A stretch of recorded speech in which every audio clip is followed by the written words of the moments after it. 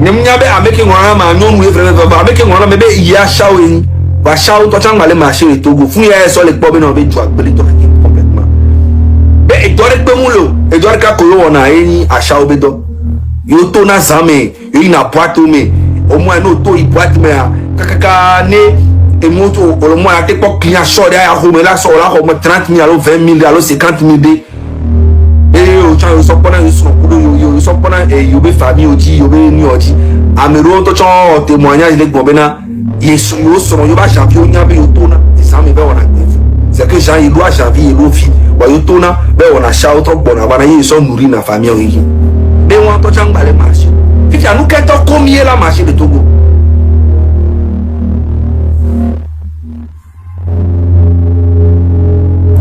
Y'a ko ke mi daba YouTube a dit des filles mi là-bas avec TikTok anglo mi TikTok a o bani la film pe ndé pe balé so c'est ne créer compte de les s'attaquer donc ane mi va fi ane mi po parti ko nyona me mi a pe mi a trouver bataille c'est que mi doit so fi o be mi awe la no relayer ko bata le pas le TikTok a partager la film pe mais à chao dans les bobena asia ngbalé so mais c'est que c'est grave.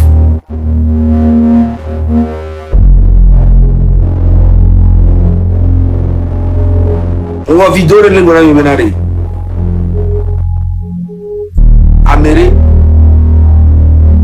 qu'elle est Djureka, elle est Plotua pendant 20 ans.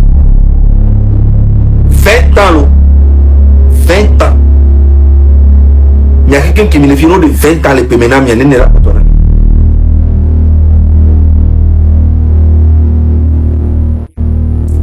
20 ans, mère. Nous tous stade de capitalisme. 20 ans, mais nous tous parler de la culture de capitalisme.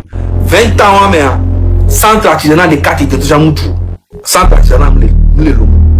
Centre des aveugles et les talimés. Pour le centre artisanal de fonds. Apparemment, environ, centre artisanal, on a d'autres centres des aveugles. On prend soin des balimés. Nous, ils font la seule qualité. Hein? Les lomos, centre artisanal, que me va et nous souvent les criminels quoi c'est vrai nous tout université et les quatre étudiants to les Togo kaka mia bobena les université grande les quatre to de nous tsunami nous tout conduit les quatre étudiants tsunami les 20 ans voir avant qu'il y ait 20 ans et toi en 38 ans au pouvoir ce qui veut dire quoi presque 60 ans au cours de toi, il y a le blodjoie.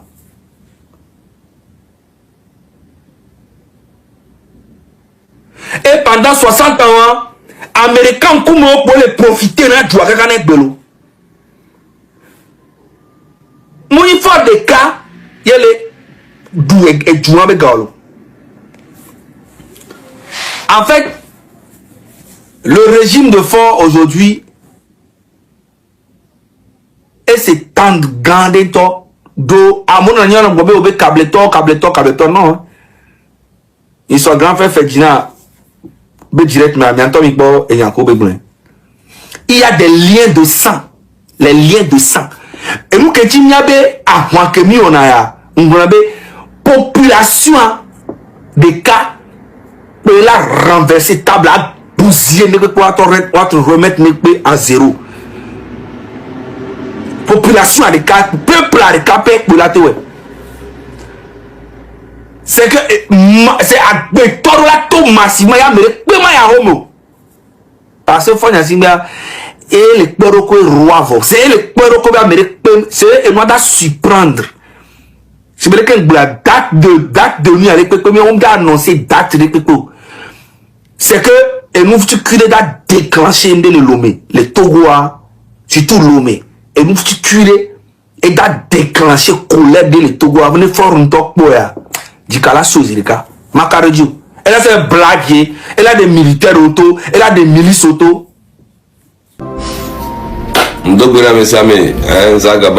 Bon, bref. Maintenant, il y a vivre. Toi, dit donc à 1 million de poules. Nous font depuis 6 heures. Et le temps de méditer pour toi. Après, on va les tomber. En fait, nous, quand on dit comme il y a un débat, nous avons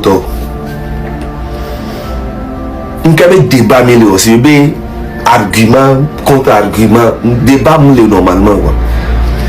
Améro les plodjou depuis presque 60 ans. Il n'y a pas état qui est joué. Amérique pentom ya gutume toi rek pentom mi le Togo mi a tona ya fibe Togo les on. Mi entend mi pas et péwa bana. C'est que domaine de pentom le Togo vivien pour la bena bon domaine il y a franchement ameko lo dans le sim Togo hein. On les licencie au mien on le tourne amoureux le font depuis 6 ans depuis 8 ans. On y a le tournement par mois 52 000 les sim Togo et vous qui est toxique. Ah mais là c'était les Anguera. Là même on tourne les caca porné. À vos amis dans les retours. À Boumou, à quoi Viadi, à quoi Swadi. Mais tu sais, Togo, c'est que bien n'a pas quoi. C'est que bien au débat. On a licencié mais on t'entend 200 millions sur les licences. Ah non, on tourne mais on dort pendant 6 ans, 8 ans. On a licencié là sur 200 000 francs dans l'homme. On me le cotise dans un peu de retraite, on me le cotise dans le social, on me dit on dit là tout fait mot. C'est que éduquer mais il y a gagné mais tout le mis le débat. Et de vous tu crois que il y a toxique beni. Faut y a simbe couvre famille couteau on les doit on ruiner on loga. Mon y be gam le wasi et le wasi on les dit on comme il y a no boya. Et nous que quand même les séons en fait. Faut y a simbe couvre gouvernement on le exprès. Mon le dit mon gamou la so on lo garçon dade bon le dit benari Togo vi on est à l'aise parce que même il a l'aise mais là on va revendiquer nous donc à mec à donner ou et yo contrôler là c'est ça à mec à donner ou les nous ici mais on a mais pas même et les marchés tu vas continuer on m'a mais ça me conduit à tu conduis gratuit à tu se pour le mot que toi et quand même les forces là et gawa les aussi bang on m'a ouais parce que nem les nous ici mais il a été contrôlé mi et vous quand tu es tombé à Togo mais nous la cité mais on débat en toi tchania non quoi 60 ans au pouvoir résultat blé on m'a propos toi tchon mais il y a rien il y a même quoi il dit changement le 8 décembre mito nyame duye ya kino ndenge ya lewe na ya ni simuto kokoko ni kokoko et là dans le message ya quand il faut voir là il y a du bola et PCM son excellence son là si bien bon et lui a capitaine Yamni et nous les bio capitaine dans le Togo so suite à la corona là on a eu un changement encore capitaine toi ati au sol. Bref, on pas grand frère avec vidéo ni so minyan ka mo so ro minyan ke ti nyen gbon me yan ni mu gbon be yan ko parce que bombo claté esprit de lâcheté qu'il est là maintenant Togo to majoritairement ayez le l'amener et bien les défions. Il y avait président Boubouto, il y avait président Boubouto, il y a capitaine ni Mimianto, il y a bosso diaspora, il y a investi et mi boba il y a 100 millions moi embauché dans mes 35 néné va à Timulo donc abeli kili Onyabo da onyabo la be nyabe na Togo et domaine de que me blé parce que tu ne penses que à toi parce que wale ko le pompoa ezebe nous connaît ouais ati la si au sol au le capitaine donc on a dénoncé ne peut ça se voit direct. Tu n'en as rien à foutre. C'est parce que moi touché on temps il y a une petite vidéo il y a une vidéo même président Boubouto Boubouto c'est un message que tu envoies indirectement ou directement au gouvernement que ouais même gérer nya maté bon enfant. C'est ça. Et j'avais raison. Il y a pas de vidéo vegan qui on m'a so gars avec les hectares na do a tiré di ba mi na so no capital do bombo clats. Mais quoi là non. Et ben vidéo vegan ya mi quoi. Ils sont là. Ils sont gars avec ba vidéo les. Et on poso a tiré yanti. Voilà. M'ont interpellé, il y avait Denis Boubouto, et qu'on a attiré Nyongo, il y avait Nyongo, et après toi, Boubouto, de Dikokoko. Après toi, Boubouto, il y avait ministre Boubouto. Qui a attiré, il y a capitaine, qui tient pour attirer Boubouto. Et les gars ont été tombés à Timulo. il quoi si l'autre mbe ame ya no lo ati conteneur ne bi fi jebe no bo ya no ma video ko won le ko bu amedo a o mo bu amogbo mi be president bu buto mi ministre bu buto ya ora kwati ya kuto nda mai na capital repo capital ko no na momo ko pe mi no o du aya mke c'est ça et nous keni to ko to be problème en ti forme ya sino ku to le produit à 60 ans ya c'est que ne to ko to re to egbin to chala bena yele wonde yo to yi imagine ame am ke to yo nwe ba ho a opon ke ba lo vivie opon ke ba lo c'est ça ame la to so on ton ku me so gila nyigba bombo klato on to be doa tina so no capital doa le do bona me sia me zaga bambo ni so mo video le video le page ni di mbe nene o estrade d'Amiba so i Burkina amo va dans le commentaire vous bourrez oh zaga on le décevoir minto on que on carona fausse information gouvernement to démentir va dire da be mi fake news et que nyem que no menami fifi ale 3 jours après que mi regbare o estrade alo mo estrade hein Yao. Bon, bonne nouvelle de Tchanlé, n'a pas d'ami. No dio le Togo, yo aussi le Togo, yo le Togo a no quoi. Omda iso ma fomu. Paradiso direct. Ote on nous vend de peu, omda iso ma fomu. Parce que o les o ma vomu vo. Zo ma fomu ko le ayeni Togo. Donc a bonne nouvelle Benialo. No quoi, paradiso direct. Et on a paradiso a. Ne m'a été rassuré mieux. Ne me couvre à King Bomianton m'avait vérifié. Merci. Et que mi follow. Zaga bambo in any place. Never manqué mes vidéos. Il va mayo. Il va mettre les traductions. Monsieur Kokuruko, ministre de l'éducation, primaire et secondaire. Et bon, bref. Améa. Pervers, potia, koyona enyamea. Ebe dossier le bon ma glisser vite cuire kanami ne togo to aso po ebe na de combat ke mi le wa mi nyam sugbon le ndodo mi ke mi le pa ame on le ke o ma te pro togo beju ame on le ke le forti be o le bodo gouvernement ame a en France de fier de vognon no divi souvi le cas a 20 ans ouais 19 ans quand vous avez joué le vote de filles qui bagarre alors soyez lomé kebe lomé et ben le toku me ko kai dogbe ke gba je suis la marraine et ben le toku et ben profiter le kai dogbe di sur le système amé bon si am dina chaba mo ne nya be yoku kai dogbe yesun ya la wusi e wona pe ne se be kai dogbe am nya gbe to be ni o ingratitude grande de la menette de base et en plus amere benya et critiquer na cableto et les moni a démenti wa o critiquer na sebe cableto o critiquer na foranton le nous gomme la mobo o kudo pas comme à Dourvi même comportement elle aussi surtout à Dourvi et se moquer na de fort depuis et se moquer na de yadema be vie so kaka bere de France les filles voir pouvoir ntia obedi na waro kwa no se be hypocrite de et fort pro bombo klati oro que je veux créer gouvernement ame a que me le pole via et ton a kunyo vire non via mi jesi et non internet a dit et le géré et zuna mega saga obe ni gouvernement avec défenseuse à le défenseur au numéro 1 l'internet a dit mi jesi ignoré et le géré mi encore que mi le globe il y a 2 jours il y a bien parce que à moi ni matin bien encore la peu vidéo ni mo ni yona bolo mami o la pe comme nous tona na nous menam ministre et tona kunyo via qui vient nyon via ministre boube son e beni bon on doit non légalement bon OK vive na roju ma so ministre abe photo software mi ministre ya ENB Koutera Bataka Noël et que ni ancien ministre de l'agriculture non vi ke benya le bonamia okudo nsuya yela e ke no ahole kami on ke kwa de wa no vo o vive na roju parce que nsuya ke beni ministre am dijiwa esonku nsuya wona donwere wo do l'agriculture abe côté nwere wa mi to binya gouvernement to mo lo na meke ona donwere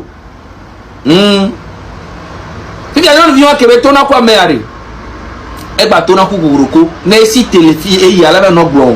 Nous suis à Benyana kokoroko. Bah kokoroko a collègue au ministre il y a mais on a pour quand il le gouvernement mais. Va au le monsoin à battre ba dogolé. À plonti na no komu va au monation tout le temps. Et les Sébénions nous viennent toi bani espionne délé. Nous sointi. Nous didiwa au den sur les ministres de l'agriculture de côté. Nous suis avec a comme et moi les inénarés et soigner ndieu mia créer ndemia no dori e mia créer business li non diabe non be OK problème lo voibe il dit avec pleinement les Chine nous suis à ou virement 50 millions na non via virement obe capture les be preuve li non mi gbenya non nous via maté bon chambe les démenti cham les possible. Québec 50 millions de dollars nous via minyan que nous via wa. Non via des et gabobo les 50 millions améré sobe wa campagne na kokoroko les palimi. Le t-shirt au plein financer kokoroko be enia. C'est be usuya toba ni wabe. Usuya ke mile ko le fia. Bawara be cousin direct lo bawara be cousin direct. Kokoroko ko nyon viwa. On a ni no suya ba beji kaka okiki dangbe. Que et nous va brûler dans soi voir. Nous nous disons gaba plomb sur bena et voilà toi le gouvernement me va be yakple soyi et beaucoup de bon au plomb sur zado me ple ya puta beaucoup en toi la témoigner en toi nya be yeglonam. Bonjour dames et messieurs, ici c'est Zaga Bombo, voilà. Leur vidéo il y en a Monsieur Tinaka et Monsieur Tinaka eni amekeni directeur des fonds d'aide à la culture et directeur provisoire, c'est directeur intérimaire qui a 12 ans. C'est que on nomme le fonds provisoirement et 12 ans. Na fonds d'aide. Mais voilà, on a compte avec beaucoup parce que il fait partie du régime. C'est ça le Togo. 12 ans que na fond d'aide à la culture que est géré na fond. Un cas pour bureau avec Paulo parce que il est en même temps, regardez. Vous voyez en même temps le monsieur là, Tinaka, monsieur Tinaka là, il est en même temps le préfet d'Agouenivé pendant qu'il est directeur des fonds d'aide à la culture, il est en même temps aussi préfet d'Agouenivé et en même temps aussi il est le secrétaire général du ministère de la communication et de la culture. Et Magona Mikobena fond d'aide d'accord que ministre directeur n'a provisoirement. Oui, bureau avec Paulo. C'est Aléaré et Zanaga. Et bien, non, il y a mi pas à Javio qu'on appelle Ajao Junior. Ajao Junior Kouolo. Voilà, sous la soirée Kosodo appel au projet, mais c'est Ajao Ben Koto Ben Hoga. Va mais à coup. Il s'en fout. Il connaît rien. Il est là-bas, il s'en fout. C'est ça le Togo. Enquête de Pemda Nanio. Omda Bounere Pepeno. Parce qu'il fait partie du régime. Et nous, Yawena, Américain, l'a accumulé et Toguikim. Et n'avait jeune vieux, les soukoula, le maîtrise diplôme au voir. Se retrouve sans emploi à cause de ces vieux là. En tout cas, on est ensemble. C'est moi Zagabando. Quand je parle de toi le lendemain, tout le pays en parle. C'est comme ça.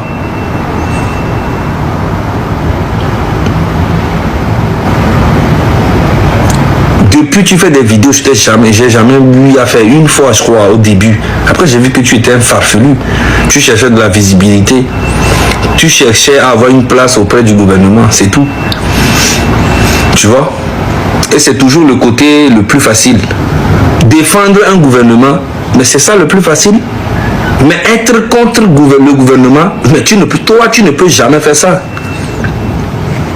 À défendre Fonya Singh, c'est le truc le plus facile. Mais oui, tu ne crées rien, tu ne risques rien, il n'y a rien. Tout ce que tu risques, c'est que si le pouvoir là tombe, tu vas demander pardon à la population, c'est tout. Dès que Faure Gnassingbé tombe, tu ne vas pas tomber avec lui, tu vas demander pardon à la population. Et la population va te pardonner parce que tu es quand même un citoyen. Bon, on y va. Vous êtes tellement faible en communication, c'est trop facile de vous accrocher. Tu vois, en fait, ce que tu es en train de dire là, c'est trop facile de vous accrocher. Tout ça, c'est des mensonges. Je savais. Tu es comme l'autre qui est aux États-Unis là. Vous êtes même chose, c'est de la manipulation. Tu ne savais rien du tout. Parce que dans ta vidéo, toi-même, tu as dit que cette vidéo que je suis en train de faire, je sais que peut-être je peux aller en prison. C'est toi-même qui l'as dit. Tu étais très sérieux dans ce que tu faisais. Maintenant que je t'ai récupéré, que j'ai mis ton cul dehors, tu veux faire comme si tu savais ce qui allait se passer. Tu ne savais rien du tout. Tu as oublié que Zaga existe. Maintenant, quand tu vas faire tes vidéos, tu vas réfléchir, tu vas penser à moi avant de faire ça. Parce qu'à chaque fois que tu vas créer des failles, je viendrai profiter de ça et t'allumer, toi et ton gouvernement. J'ai étudié votre psychologie. Oui. Je sais ce que vous avez souvent envie d'entendre. Ce n'est pas que tu sais ce que... En fait, tu prends vraiment les Togolais pour des cons à ce point-là. Toi, VDP, là. Genre, tu penses vraiment que les Togolais sont cons à ce point? Tu es bizarre quand même, hein? Tu prends les Togolais pour tes enfants. Les gars, dites-moi. Je sais pas, hein? Genre, tu viens juste, je sais ce que vous voulez entendre, et je savais que si je faisais ça, ça allait être comme ça. Toi, tu sais. Mais tu vas savoir. Entendre ça. Je vous sers ça sur un plat chaud. Mais le gouvernement n'est pas encore formé, non? Si je veux un poste dans le gouvernement, pourquoi je vais attaquer ceux qui sont autour? Normalement, c'est au cas où le gouvernement est formé, et que peut-être que je n'ai pas... Mais tu viens de les attaquer, tu as attaqué tout le gouvernement, tu as attaqué les responsables, tu as attaqué tout le monde. Maintenant tu dis pourquoi tu vas les attaquer, donc tu as fait quoi alors? Ou bien tu veux que je te rejoue tes vidéos? Tu as fait quoi? Tu t'es attaqué à tout le monde et c'est même erreur que Gogoligo a fait. Et que pendant un bon moment, il s'est retrouvé verrouillé par le système. C'est même erreur là que tu veux faire aussi. Gogoligo s'est mis et est en train de critiquer tous ceux qui sont autour du gouvernement comme s'il allait se faire aimer par le Faure Gnassingbé lui-même et puis voilà. Il a mis 2, 3, 4 ans pour se faire pardonner. Kanyoto et Gao sont à Dominica 9 mois. Et il avait dit via facilement. Et malheureusement, et coucou de via. Est-ce que vous imaginez? Et ça, même les blancs, mais à les blancs, parce que c'est la femme de Abawé. Sinon, les Togolais lambda qui meurent tous les jours dans les hôpitaux. Non, nous, on les coups, les condis, les vididis, mais les Togois, on ne peut pas compter. Hein. C'est parce que même je suis autant qu'Américain ou Boulonnais. Nous, on me demande qu'on vit à Mola Boulonnais, tu vois, tu le quartier ne peut pas. Vous avez gâteau de quoi, mais si on a CVV. Comme si la vie est gâteau de vie à élever son ou on donc, c'est une vie. Tout le temps, égalité, mais le côté santé, et il n'y a pas de combat.